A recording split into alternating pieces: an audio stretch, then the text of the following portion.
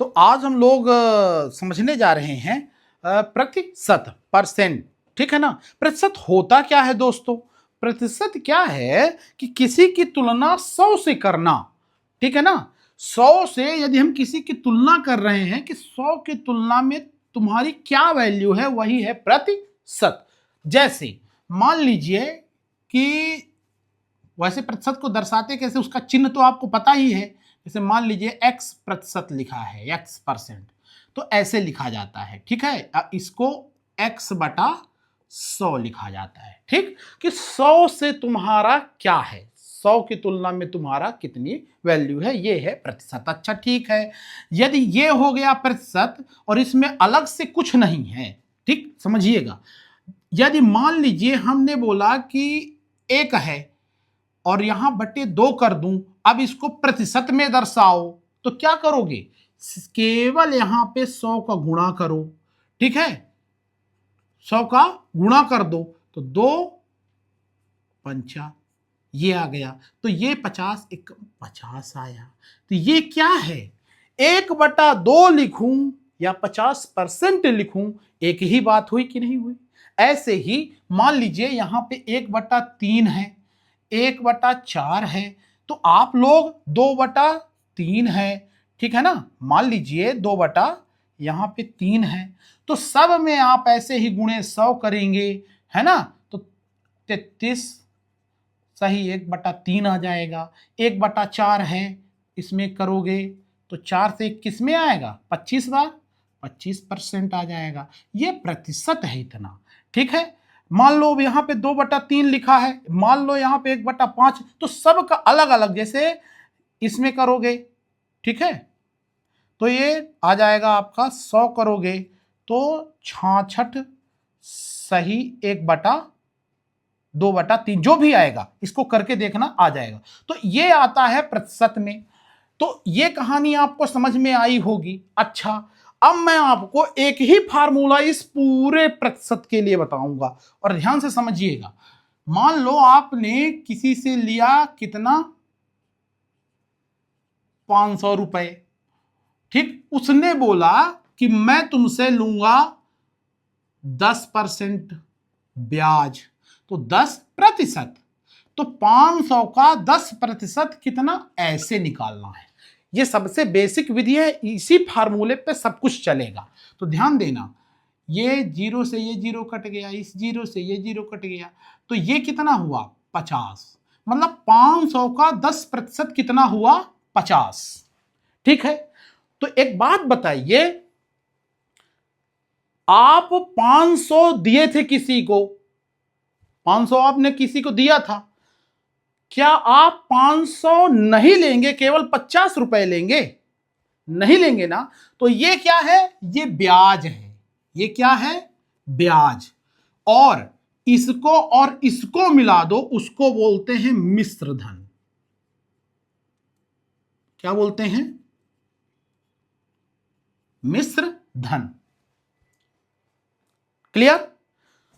तो आपको 550 रुपए न दिए, तो ये है 550 ब्याज और मूलधन दोनों को मिला दोगे तो ये क्या बन जाएगा, 550 जो है वो आपका मिश्र धन है।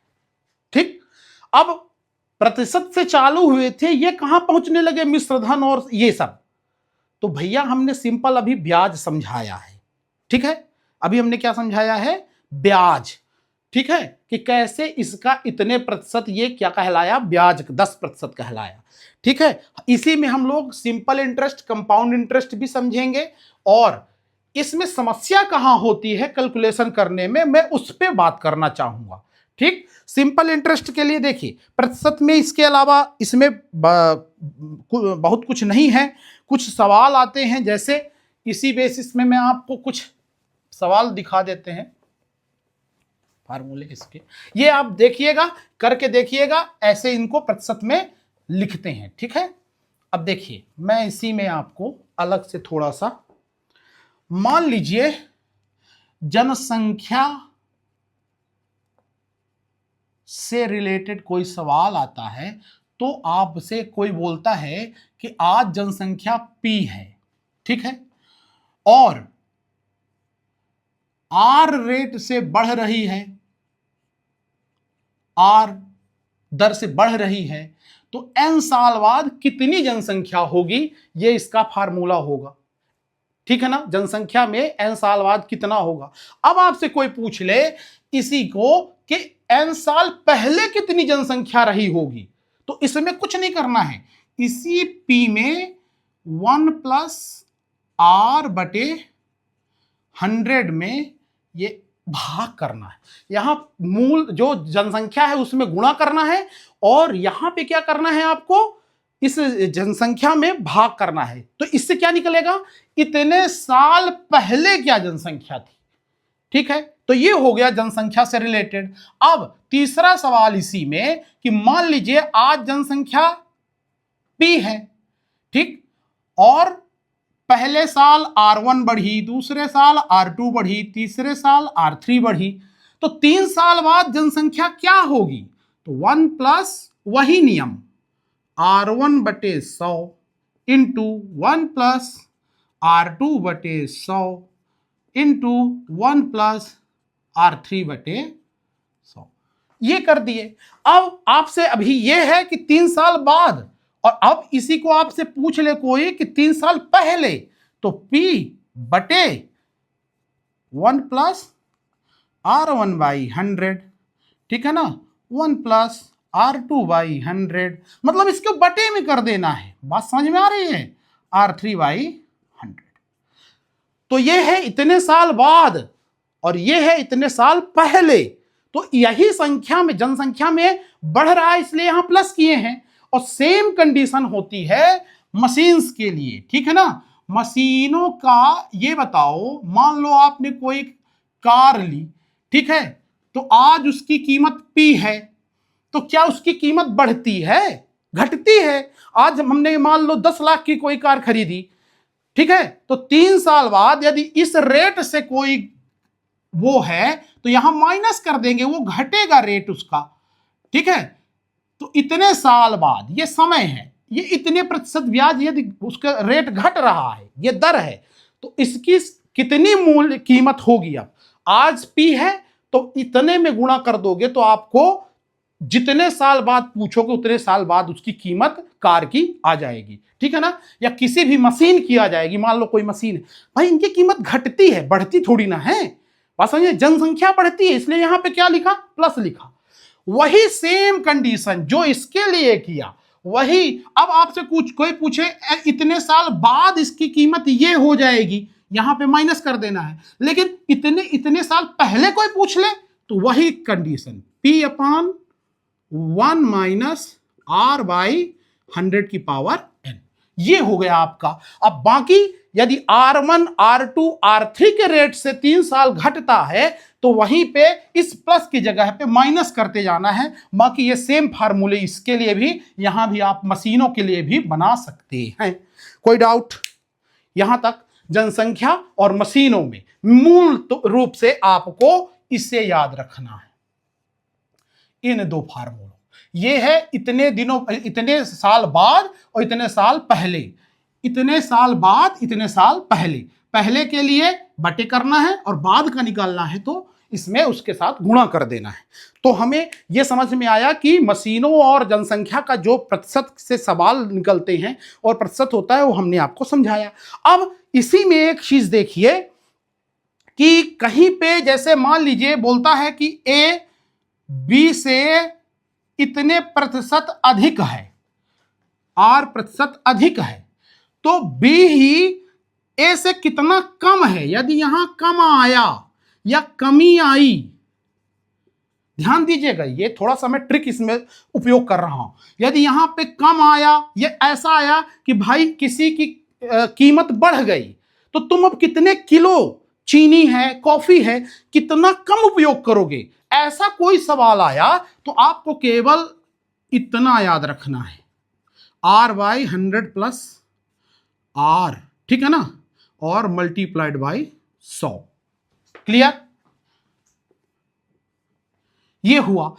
यदि इसी की जगह में यदि यहां पे ज्यादा आया, ठीक है ना, या वृद्धि लिखा आया, ठीक, वृद्धि लिखा आया, तो ज्यादा और वृद्धि वाले में R बटे 100 माइनस R इंटू 100 रखना, बस इतना चीज आप इसको याद रखना बस, ठीक है। ये हर एक में होगा। जैसे मान लो किसी का रेट घट गया, ठीक, तो जब रेट घट गया तो आप उस चीज को ज्यादा खाने लगोगे ना, आपका खर्चा भी, जैसे मान लो इस समय आम क्या है, सस्ता है, तो आप ज्यादा आम खाओगे, बात समझ में आ रही है। तो जब ज्यादा खाओगे तो कितने प्रतिशत ज्यादा खाओगे, इतना बढ़ा तो कितना आप उसको ज्यादा खाओगे, ये निकालने के लिए यदि इसमें कमी हुई तो ये कितनी वृद्धि होगी खाने में, ये निकालने के लिए, ठीक है ना। या तो यदि ए बी से इतने प्रतिशत ज्यादा है तो इतना किससे कम है, ये वाले फार्मूले। तो आपको कुछ नहीं ट्रिक याद रखनी है, कम या कमी, ज्यादा, वृद्धि, यदि ऐसा इधर लिखा आया तो आपको ऐसा लगा देना है, ये प्रतिशत से रिलेटेड सभी सवाल इससे हल हो जाएंगे, ठीक है। अब जनसंख्या हो गया, मशीनों का हो गया, हमने आपको ये वाला ट्रिक भी बता दिया, ठीक है। अब आता है एक साधारण ब्याज। साधारण ब्याज मुझे ऐसा लगता है कि सब लोग जानते हैं, मूलधन गुणे दर गुणे समय बटे 100, ठीक है। तो साधारण ब्याज है क्या, जैसे हमने आपको 1000 रुपए दिए, ठीक, ये हो गया हमारा मूलधन, क्या हो गया, P, ठीक।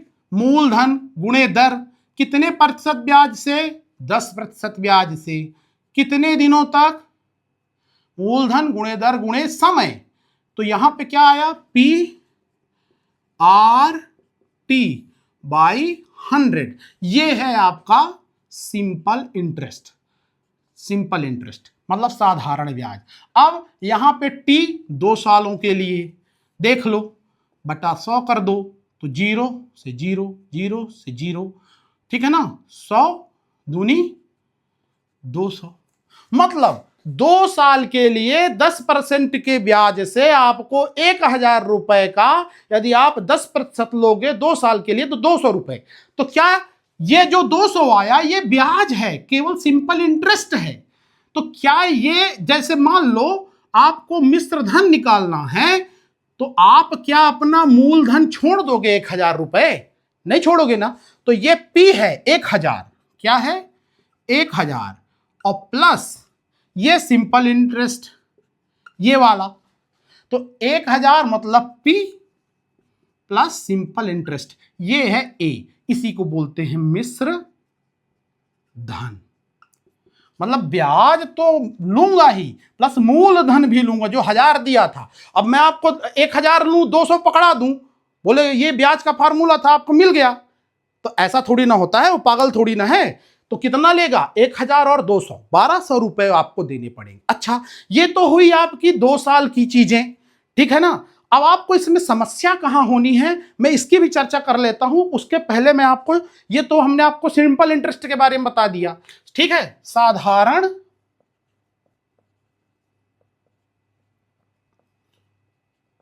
ब्याज के बारे में, ठीक है ना। अब मैं आपको यहां पे समझाता हूं चक्र वृद्धि ब्याज, ठीक है ना। ये है SI, ये है CI। तो समझिएगा, SI के फार्मूले में मूलधन गुणे दर गुणे समय बटा 100 होता है, ठीक है। अब CI में क्या होता है कि मूलधन 1 प्लस R बाई 100 की पावर T, समझ, समय ऊपर हो जाता है, ये है आपका कंपाउंड इंटरेस्ट, नहीं मिश्र धन निकालने का A, ठीक है ना। इसमें से आप मूलधन फिर घटा दोगे, तब आपको मिलेगा क्या, CI। समझ रहे हो, ये क्या है, ये मिश्र धन है। मतलब जब ये फार्मूला लगाओगे तो केवल ब्याज मिलेगा, और जब ये फार्मूला लगाओगे, जैसे लगा लेते हैं भाई 1000 रुपए में, वही यहां पे हमने साधारण ब्याज निकाला था, ठीक है ना। अब उसी को लेते हैं 1 प्लस R 10% ही हमने लिया बटा 100 किया और 2 साल के लिए ही, तो देखना भी क्या आएगा। ठीक है ना, 0 से 0 हो गया, 10 एक कम 10 एक 11, तो ये हो गया 1000 और ये 2 बार, तो 11 बटा 10 गुणे 11 बटा 10, तो ये 0 से ये 2 0 कट गए।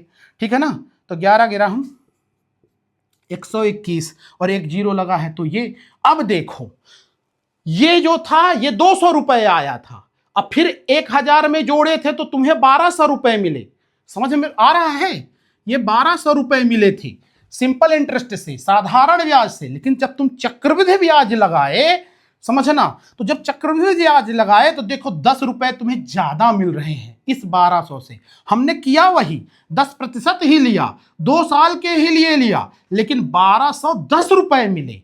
मतलब आपको समझ में आया नहीं आया? देखो इसमें हुआ क्या, इसमें 2 साल के लिए लिया ना, तो लगातार उसने 1000 रुपए का लिया, तो इसमें यहां पे जो 2 है ना, इसको कर दो 1, तो ये 1 साल का आएगा। ठीक है, तो कितना आएगा, 100 रुपए आएगा। ठीक, ये 100 आया, तो अब ये हो गया 1 साल बाद ये धन कितना हो गया, 1100 रुपए हो गया। तो अब 1100 का 10% 1 साल के लिए कितना आया, 110 रुपए। तो पहले साल के लिए 100, दूसरे साल के लिए 110 आया। ये क्या आया, है साधारण ब्याज ही। बात समझ में आ रही है ये साधारण ब्याज ही, और इन दोनों को अब जोड़ूंगा तो 210 रुपए आएगा। तो देखो इस 1000 में वही वो 100 और ये दोनों मिलाकर कितना हुआ, 210, और यही जोड़ोगे तो 1210 ही तुम्हें मिलेगा। तो मैं ये आप बोल रहा हूं कि सिंपल इंटरेस्ट के साथ ही आपको चक्रवृद्धि ब्याज निकालना बनना चाहिए। जैसे है क्या ये चीज, सिंपल इंटरेस्ट के साथ हमने पहले साल का निकाला, फिर हो क्या रहा है, चक्रवृद्धि ब्याज में ये जो आ रहा 1210, ये कुछ नहीं है, वो सिंपल इंटरेस्ट ही है, किंतु जो ये ब्याज आया इसको इसमें जोड़ लिया। देखो तो 1000 में 100 और जोड़ा तो कितना हो गया, 1100। अभी सिंपल इंटरेस्ट जब लेते हैं हम लोग, साधारण ब्याज लेते हैं, तो क्या करते हैं, केवल 1000 रुपए का मैं ब्याज ले रहा था दोनों साल, किंतु जब मैं चक्रवृद्धि ब्याज ले रहा हूं, कंपाउंड इंटरेस्ट ले रहा हूं, तो 1000 में पहले साल लिया, लेकिन जैसे ही मेरा दूसरा साल चालू हुआ तो जो मेरा ब्याज बना था उसको भी मैंने मूलधन में जोड़ लिया। तो मेरा मूलधन कितना हो गया, अब 1100 रुपए, 1000 नहीं बचा, 1100 हो गया। अब मैं 1 साल के लिए तुमसे 1100 का जब ब्याज लूंगा तो देखो 10 रुपए ज्यादा मिलेगा। इस सिंपल इंटरेस्ट में केवल 200 मिले थी, तो 1000 और 200 1200 हुए थे, और चक्रवृद्धि ब्याज जब हम लेते हैं तो ये देखो 1210 10 रुपए ज्यादा मिल रहे हैं। तो ये आपको अंतर समझ में आया, सिंपल इंटरेस्ट से ही कंपाउंड इंटरेस्ट निकालते हैं, ठीक है, किंतु उसमें उस ब्याज को जोड़ के फिर नई ब्याज निकाल लेते हैं। क्लियर? तो ऐसा, तो दोनों चीज, ये सिंपल इंटरेस्ट कंपाउंड इंटरेस्ट हमने समझा दिया। अब सबसे ज्यादा आपको सवालों में कहां दिक्कत होने वाली है ये मैं समझाने जा रहा हूं। इसमें क्या होता है, ये सिंपल इंटरेस्ट का फार्मूला होता है, केवल इसमें ब्याज होता है, इसमें मूलधन को आपको जोड़ना पड़ता है, और ठीक है, और यहां पे क्या होता है, ये मूलधन ही होता है, सॉरी मिश्र धन ही होता है। इस मिश्र धन में आपको P माइनस करना पड़ेगा, तब जाके आपको क्या मिलेगा, ब्याज मिलेगा, चक्रवृद्धि ब्याज मिलेगा। तो ये ध्यान रखिएगा। अब ये जैसे 1210 रुपए आया तो 1000 घटा दो ना, ये जो 1000 मूलधन था 1000 घटा दो तो ये क्या हो जाएगा, ये 210 रुपए नहीं आ जाएगा, यही है ब्याज, उसमें घटाना पड़ेगा, ठीक है, और इसमें डायरेक्ट आ जाता है, उसमें मूलधन जोड़ोगे तब आपको मिश्रधन मिलेगा। तो ये चीजें हो जाती हैं क्लियर। अब आप फंसते कहां पे हो, मैं इसका थोड़ा सा अभ्यास आपको कराना चाह रहा था, और इसको थोड़ा सा देख लेते हैं। अच्छा एक बात बताइए, वार्षिक ब्याज दर है ना, तिमाही ब्याज दर, छमाही ब्याज दर आपने खूब सुना है, ठीक है।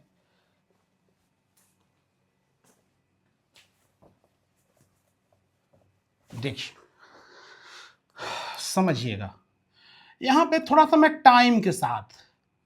टाइम में आपको कहां समस्या होती है वो मैं देख लेता हूं, फिर देखता हूं दर के बारे में। मान लीजिए अभी तो आपको समय दिया था 2 साल 3 साल, तो कोई समस्या नहीं हो रही थी। आप सीधे टी की जगह पे क्या लिखते थे, ये चीज लिख देते थे टी बराबर। अब आपको टी की जगह में ये न देके आपको बोल दे 8 मंथ 8 माह, अब आप परेशान हो जाओगे कि भैया ये वार्षिक बोल रहा है, यहां माह दे दिया सवाल में, ठीक है ना।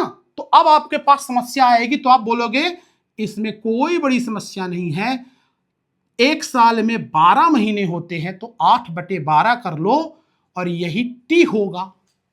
क्लियर। यदि माह दिया है, यदि मान लीजिए इस माह के जगह में यहां पे मान लीजिए 221 दिनों तक ब्याज मैं ले रहा हूं, ठीक है ना, 221 दिनों तक मैं ब्याज ले रहा हूं, तो कैसे निकालोगे इसको, ये दिन है,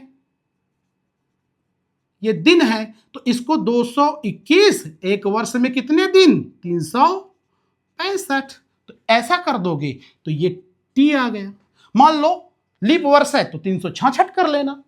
बात समझ में आ रही है। ये हो गया आपका समय के संबंध में आप यहां फंस सकते थे। हां, एक और कंडीशन, मान लो आज की डेट है 4 जून मान लो है, ठीक है, और 4 जून से 4 अगस्त तक, ठीक है, अगस्त तक हमने आपको पैसा दिया, उसका मैं ब्याज लूंगा। अब तुम बताओ किसमें क्या होगा। तो सुनो, 4 जून से जून वाला टोटल कितने दिन हो गए, 26 दिन ये हो गए। 4 के बाद कितने बचे, 4 को नहीं लेना है, नहीं 25 हो जाए, 27 हो जाएंगे, 4 को छोड़ देना है, 5 जून से मैं ब्याज लूंगा, ठीक है ना। तो 26 दिन ये हो गए, फिर जुलाई के कितने दिन, 31, और अगस्त के 4 दिन, टोटल मिला के कितना हो रहा है, 7 4 11 61, ठीक है ना, कितना हो रहा है 61। अब ये 61 दिन टोटल आए। अब इस 61 में देखो, ध्यान देने वाली बात यह है कि 4 जून को हमने छोड़ा है, इसको नहीं लेना है, लेकिन जिस दिन कोई व्यक्ति दे रहा है पैसा उस डेट को जोड़ना है। तो ये 26 31 और 4 ये मिला के इतने आए, और इसमें बटे 365 कर दो, तो ये आपका आ गया टी। इसको आप ऐसे रख सकते हो, ठीक है। अब मान लो इसी में आपको समय दे दे कि 4 सही, चौथी कंडीशन ऐसी हो जाए कि 4 सही 2/3, ठीक है, और अब बोले कि ब्याज निकालो। अभी तक तो आपने क्या समझा था कि P into 1 plus R by 100 की पावर T, ये समझा था, किंतु ये T 4 लिखा है, 2/3 भी लिखा है, तो इसमें कुछ नहीं करना है आपको, 1 plus T into R by 100, बस इतना और गुणा कर देना है। ये 2/3 यहां गुणा हो जाएगा R के साथ, ये आपका इसका हल हो जाएगा, इस वाले का। ऐसी कोई समस्या आ गई तो आपको ऐसे इसको करना है, ठीक है ना। 4 तो यहां आ ही जाएगा, जो 2/3 होगा वो यहां पे आ जाएगा, इस T की जगह पे 2/3 R, बस। तो ये आपको जहां फंसना था वो हमने समझा दिया। अब एक और समस्या आती है, जैसे अभी तो ये चीजें वार्षिक चल रही थी, क्या चल रही थी, वार्षिक। अब मेरा दिमाग खराब हुआ, मैंने बोला कि बहुत हो गया, अब मैं 6 महीने में ब्याज लूंगा, ठीक है ना। फिर दिमाग खराब हुआ, मैं बोला अब नहीं, 3 महीने में तुम दो, अब है ना, 3 महीने में अब तुम ब्याज दो। तो देखो वार्षिक तो ठीक है, 6 महीने में लूंगा तो मुझे ज्यादा ब्याज न मिलेगी, 3 महीने में लूंगा तो और ज्यादा ब्याज न मिलेगी, समझ रहे हो। तो उसी आधार पर, ठीक है, उसी आधार पर क्या होता है, जैसे मान लीजिए हमने कोई सवाल दिया और उसमें बोला कि 50% मैं वार्षिक दर दिया हूं और लग कितना रहा है, आप ले कितना रहे हो, छमाही ब्याज आपको देना है, तो आपकी ब्याज कितनी हो जाएगी, 25% हो जाएगी। क्यों, क्योंकि ये वार्षिक है और वर्ष में ये कितनी बार, 6 महीने 2 बार, तो 50 से 25 हो जाएगा। 3 तिमाही होता तो इसमें भागे 4 कर देते, बात समझ में आ गई? तो ये होता है। किंतु यहीं पे जब समय की बात आएगी तो जब मैं वार्षिक दूंगा और छमाही बोलूंगा तो छमाही कितनी बार? 2 बार। यदि यहीं पे मैं वार्षिक बोलूं और फिर समय की चर्चा करूं, तिमाही बोलूं और समय की चर्चा करूं तो 3 महीना 3 चौको 12, मतलब 4 बार, 4 बार मुझे तिमाही होगा तो 4 बार आपको समय यहां पे टाइम पे कहां पे? इस टी पे रखना पड़ेगा, ठीक है ना? तो P into 1 plus R by 100 और यहां पे 4 जो भी है 4 बार। यदि छमाही है तो 2 बार, 2 बार लोगे तो 2 बार लिखना पड़ेगा, है ना? 2 साल है तो 2, वार्षिक ब्याज है तो 2 लिखोगे। तो ये होती है आपकी वार्षिक, छमाही और इसके लिए। हां, यदि मान लो यहां पे ये 8 माह दिया है और वार्षिक ब्याज नहीं ले रहा, छमाही ले रहा है, तो इस 12 की जगह आप क्या करोगे? 6 रख दोगे। मान लो तिमाही ले रहे हो तो इसकी जगह में 3 रख दोगे, 8/3। समझ में आया? यदि यहां पे छमाही ले रहे हो, ठीक है ना, तो यहां पे 365 की जगह इसके आधे दिन। तिमाही ले रहे हो तो इसमें 120 दिन। क्लियर? अब फिर इससे तुलना करके और जो समय होगा वो निकालोगे। बात समझ में आ रही है? तो ये होता है आपका टाइम, और प्रतिशत में आपको फंसाता है। जब अभी मान लो 60% होता और तिमाही का निकालता, ठीक है ना, तो कितना हो जाएगा आपका? 15 चौको 60, मतलब 15% आपको लगता ब्याज। क्लियर है? तो ये था कहानी टोटल आपके प्रतिशत में हमने मशीन का और जनसंख्या से संबंधित, ठीक है ना, फिर इसी में साधारण ब्याज, चक्रवृद्धि ब्याज, ठीक है, और इसको होते हुए टाइम में, और आप कहां फंस सकते हैं, कैसे इसको माह दे दे, दिन दे दे, डेट दे दे, ऐसा दे दे, सही वाला दे दे, 4 साल 2/3 दे दे तो कैसे आप निकालोगे, ठीक है ना? जैसे मान लो 1.5 साल दे दे तो 1.5 साल के लिए क्या हो जाएगा? 1 सही 1/2, ठीक है? तो मैंने 1 साल का यहां रखना है, 1/2 के लिए यहां रखना है, बात खत्म। तो ये होती है कहानी इस टोटल की पूरी। और अगले टॉपिक में मिलते हैं, इसको अभ्यास करिएगा, ठीक है? इसमें हमने टाइम से रिलेटेड, प्रतिशत से जो दर है उससे रिलेटेड भी चीजों को सॉल्व कर लिए। दर दिया है तो उसको टाइम कितना निकलेगा तिमाही छमाही के हिसाब से, ये भी हमने आपको समझा दिया। सिंपल इंटरेस्ट, कंपाउंड इंटरेस्ट भी समझा दिया। तो मिलते हैं अगले वीडियो में, तब तक के लिए नमस्कार।